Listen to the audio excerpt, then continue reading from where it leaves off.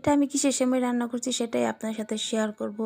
জানি না আপনাদের দেশে এইটার কী সেমাই বলে, কিন্তু আমাদের দেশে এটাকে কিন্তু আমরা চুই সেমাই বলি, হাতের চুটকি সেমাই বলে মানুষ। আমরা কিন্তু আবার চুই সেমাই বলি।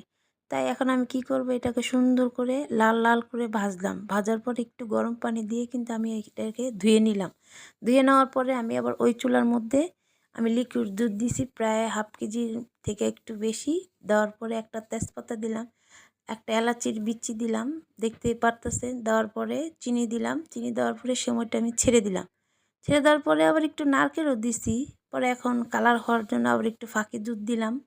দেওয়ার পরে আমি বলছি যে আরেকটু যদি সুন্দর করতে হয় তাহলে কি দেওয়া যায়, পরে আবার একটু জাফরান দিলাম। জাফরানটা দেওয়ার পরে দেখতেই পারতেছেন কি সুন্দর কালার দেখা যাচ্ছে, প্রায় একবারে লোভনীয়।